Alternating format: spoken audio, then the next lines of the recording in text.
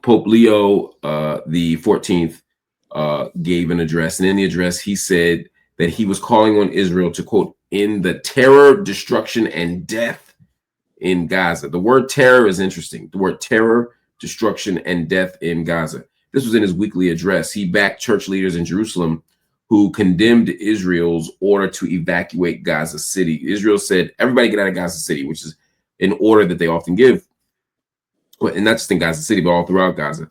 But the problem is when you tell people to get out of a place and they ain't got nowhere to go, or you tell people to get out of a place and you're shooting them, or you tell people to get out of a place and buildings are crumbling, then they're going to die. Everyone seemed to understand that except the state of Israel. And so the Pope spoke out, as did the church leaders from Jerusalem, to say enough. I think that speaks for itself. I think what I want to talk to y'all about just a little bit is where you think we are as a society, as a country, as a people, maybe, around this question of Gaza. 2 years ago, everyone was like, thoughts and prayers, hope everybody's okay. Actually, no. 2 years ago, it was on October 7th, it was pray for Israel. Then it became like pray for everybody. Then it's what the F is Israel doing? And now you're hearing the Pope use words like terror, destruction, and death. It seems to me like the conversation is changing in everyday spaces. I don't know if I'm right or not. Kino, I'm going to start with you. What are you seeing? What are you hearing? What are you feeling? Well, first and foremost, man, I wanted to reach out to you, and I apologize for not reaching out to you because you made a very powerful statement on the podcast where you were like, all of my colleagues and friends have been murdered. and what I think what we fail to realize is this isn't a political issue anymore. This isn't a social political issue anymore. This is a human and spiritual issue, right? One of the greatest things I think Brother Malcolm X said was, he said that when you look at atrocities like this, when we think about slavery or Malcolm said it like when there's a rape, you don't just look at the raper. The raper just isn't affected. The rapee is also. So I think what we're looking at is a spiritual and human issue. I don't think anyone gets out of this unscathed. I don't think any of us who are watching can ever unwatch. I don't think those who are going through it will ever be the same. And I don't believe those who, right or wrong, or who are looking at this has become a world issue, man. And honestly, it is so above my pay grade in terms of the political sense, but on a human sense, like we have to figure out how to resolve this conflict, because this isn't just about Gaza or Israel anymore. This is affecting everybody. So that's an interesting place to pick up, Treva, because I think for so long, to Kino's point, we only talked about Israel. What's good for Israel, what's bad for Israel, what Israel's doing, what Israel's not doing. But the idea of talking about the victims of Israel's actions was almost unimaginable. There was a time, I remember Peter Jennings told me, or he didn't tell me, I'm sorry. Someone told me that Peter Jennings told them, and I eventually verified it through reading, that, Peter Jennings once talked about sort of how in his early days of journalism, you couldn't even say the word Palestine. You could say Arab, but you couldn't say Palestinian on network news. I mean, that's how far from a just discourse we were in. Now, people are not just saying Palestinian, they're actually saying, what about the suffering of Palestinians? What about the death of Palestinian children? What about the death of Palestinian adults? It's a different conversation. I think I hear Kino saying it's not a political issue anymore. I think it is a political issue, but it's not. I think he's right that it's not just a political issue anymore. We're talking about that, and we're also talking about what it means for people to be dead, what it means for people to be suffering, what it means for people to be starved. What do you make of that shift in the discourse? There's a part of me that wishes we were having a different conversation years, decades ago about Palestine, about Palestinian suffering, even the fact that you couldn't center Palestine in that conversation, and that you had to qualify where you stood with regards to Israel in order to be able to even affirm the humanity of Palestinians. I'm heartened to see many more people across the world calling this out, calling the US in, calling other Western nations in.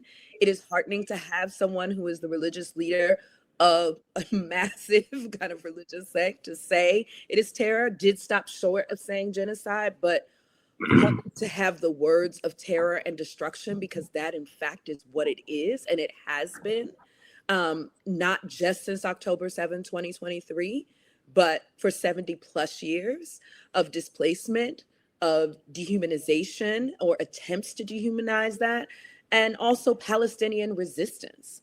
And so I think it's really important in this moment for us who are in positions with platforms to not only not be silent, but to continue to amplify what is happening, to be committed and tenacious in naming what's happening unapologetically and unabashedly. There are consequences for sure. We still see that. I'm on a campus that's banned chalking for fear that someone might write Free Palestine on Wow. Wait, so you can't put anything on chalk on the ground? You can't talk on OSU's campus at all. That is crazy. One of our newest, biggest kind of sponsors for our team and everything is a huge defense contractor that has huge contracts with Israel. So at the moment where I see the world shifting and public discourse shifting, we're seeing institutions like colleges and universities double down, continue to criminalize and demonize those who would speak out for Palestinian humanity. And so I think, and for our humanity, I think to Kino's point, like, who are we as human beings that we witness this and don't say something and don't acknowledge the level of terror and destruction that has occurred? And that's what, Mark, not to cut you off, but when I that's for my biggest thing is when I think of the political structure, I don't discard it, but this is a human problem now, right? And we've seen this time and time again. We've watched, when you use the word society as a whole, take the Black struggle and turn it into a civil rights struggle, but it was a human rights struggle, right? And so we've continuously watched humanity as a whole. I don't care what color you are. I don't care what race you are. I don't care what gender you are. I don't care what you claim, what flag you represent. This is a human problem. And so before I give the political system all the weight, there's a lot of weight that goes against us that looks at this and we say, why are we afraid to speak about it? What are we afraid to lose? Where we are as a human race? Because when it's all said and done, and if you believe in anything greater than yourself, when you get to wherever you want to go, can you tell whatever your higher power is, I didn't speak up because of my political affiliation. I didn't speak up because of my color. I didn't speak up because of where I live. We all have to be accountable. And I truly believe that it's not to discount or discredit where it's coming from, but I believe ultimately the bigger concern is we are in a human crisis. And it's a cross board for me. It's also important to say, as a country, the United States isn't just a kind of entity that's watching it. And we as American citizens aren't just people who are bystanders to this. We fund it. Right? Absolutely.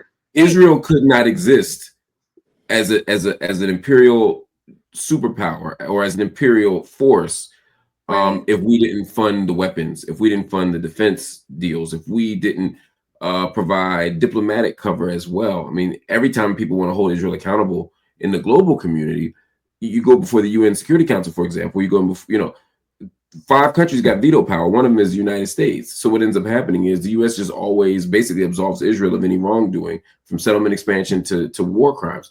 And all of it comes under this. There was a question here. And someone said colonial, not imperial. I think it's both, right? I think because there's a way the United States. Great Britain they've been at this since the very beginning. So Great Britain, as well as the U.S., have had very strong positions in this fight. Absolutely, it literally was like a baton being passed from Britain right to in the British Empire, more particularly to the U.S. Empire, which is why it's imperial. But I agree, it's also colonial. We have to be honest about that, and it's settler colonial to take it even further. There was one more. I want to move on to another topic, but there was a question that came. That I did want to acknowledge because we are night school, and so we are also answering these questions. Jazz LP Dallas is fine to say, good brother Mark, slash panel, Peter Jennings, why was it forbidden to even say the word Palestine at the time? Part of it, the U.S. media was attempting to, as U.S. media does with all issues, sort of reflect, but also impose a certain kind of politics. That happens when we're talking about gun stuff. It happens when we're talking about environmental stuff. It happens when we're talking about education stuff. They set the terms of the debate. And so the word Palestinian for a lot of people was questionable because we were using the word Arab at the time to describe all the Palestinian people. So the idea, and if you go to Israel right now, the on your national identity, not your is Arab or Jew or Druze, but it's not Israeli. So you don't have an Israeli nationality, you have a Jewish nationality or an Arab nationality, not Palestinian, because part of the Zionist narrative is that Palestine is not a country, Palestine is not a place, that it's not a legitimate entity. Part of the Zionist narrative coming in, the kind of mantra was a land without a people for a people without a land, right? Or a land without a people for a people without a land. The idea was that Palestine, when there was a Zionist intervention or invasion, rather, that they were going to a land without a people. Now, it didn't mean that there were no people there. They weren't arguing that the land was barren, although some people took that argument. The argument was that there were no people, there was not a people there, that Palestinians didn't represent a people, that Arabs were replaceable, that Arabs were interchangeable, that they didn't have a distinct culture, a distinct language, a distinct anything, that they were just a people. It would be like if you took black people here and just dropped them in Brazil, or just dropped them in Ghana right now, or just dropped them in Djibouti right now. The idea was that they weren't a distinct people. And you even see that in these comments where someone said that the Jordanians and Egyptians should take in more of the Palestinians, as if because they're all Arabs. That's the argument. They're all just Arabs, so just put them anywhere. And so that becomes part of the narrative. And so part of how that agenda gets advanced is if you don't say the word Palestinian. And when the word Palestinian was said, particularly in the 70s and 80s, it was associated with terrorism. And so if you heard Palestinian, you thought PLO. If you thought PLO, you thought terrorism, as opposed to the legitimate representation or representative body of the Palestinian people, which was ultimately a resolution that came during the peace accords. But that's another conversation for another time. I don't want to get too deep into it, but I did want to give that context so that people understand why we're doing what we're doing. And also, I think a big portion, I know we need to move on from this, but also a big portion that I want to say to the young lady who had the question is, it's about dehumanizing the human experience, right? So the less I see you as me, the less I see you, then the more callous I can be. So it allows me to now look at you and say, you are not me. Therefore, you bleed, you do not feel, you do not have the same experience as me.